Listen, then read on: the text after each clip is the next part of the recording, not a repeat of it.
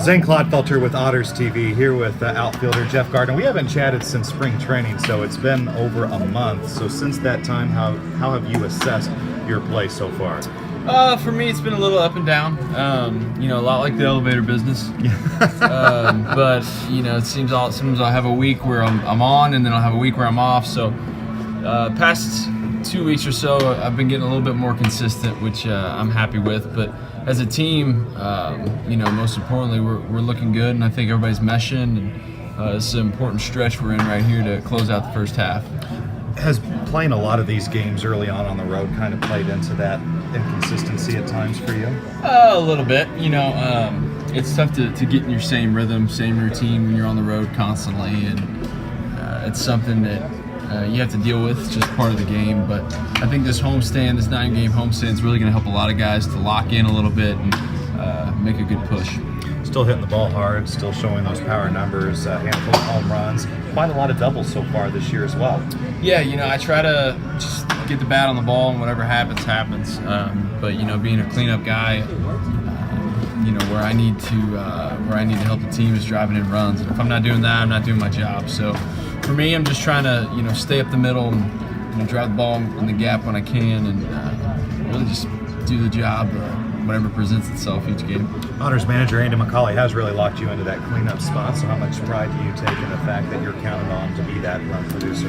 It feels good, and then you go over and you're like, man, I'm letting everybody down. But no, it's nice, and I appreciate that. I felt good in that role last year, and this year we've got top half of the lineup who's done a great job of getting on base and giving me opportunities.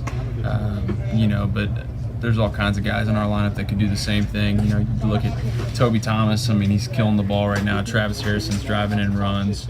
You've got big bats in the lineup like Doolin and other guys, and so we're pretty balanced all the way around, which is nice.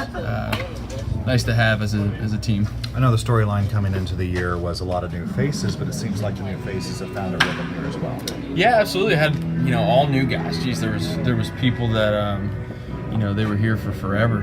Yeah. With the John Schultzes, Josh Allen, all your teammates, right? Things are looking up for him. Yeah. So I had a lot of new faces, but everybody's meshing. We've got a great group. Reminds me a lot of the 2016 team that won it all. So if we can get things rolling, get everybody meshing, and get hot at the right time later on down the road, I think it's going to be a fun team to watch. And there's definitely the talents there. Can you believe we're just a couple of weeks away from the AllStar break? Yeah, it's crazy. I was thinking about that yesterday. It's really flown by.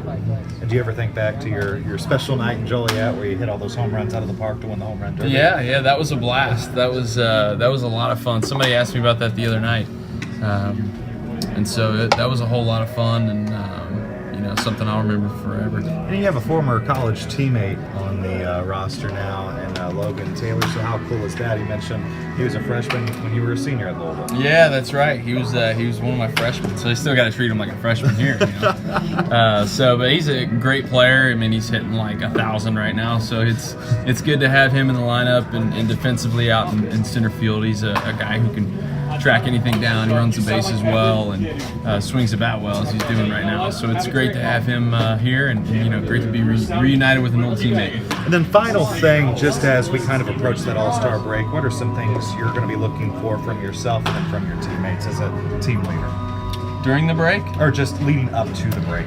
Leading up to the break, you're just trying to finish strong. Trying to finish the first half strong before you get, basically a week off. So I think all anybody can ask for is just stick to your routine, and if if maybe something's struggling, you try to figure it out, and you got a couple days off. Usually you try to lay low if you're not playing in the game, the All-Star game, then you try to lay low and not do too much, but it's a good opportunity to maybe get in the cage and figure some things out, take a big deep breath, and reboot for the second half. So you were an All-Star last year. Could be an All-Star again this year with those power numbers, but if you're not an All-Star, what would you do to spend the break? What would I do? I'd probably just go home. You wouldn't do like anything fun when you were at home though? Like, does Louisville have something enticing? Louisville's God's country. First off, there's all kinds of enticing things. So God's country's north of the river. I don't know about that. Okay, we'll agree to disagree. That's debatable. But no, you know, for me, I just like to get outdoors any chance that I can. So get out, maybe do some fishing and just hanging out with family is always big. Hanging out with my fiance. I'm getting married in October, so trying to watch the old pocketbook. Yeah. So, no, you're going to need it. Too crazy. Yeah, tell me about it. All right, he's Jeff Gardner. I'm Zane Clodfelter. This has been Otters TV.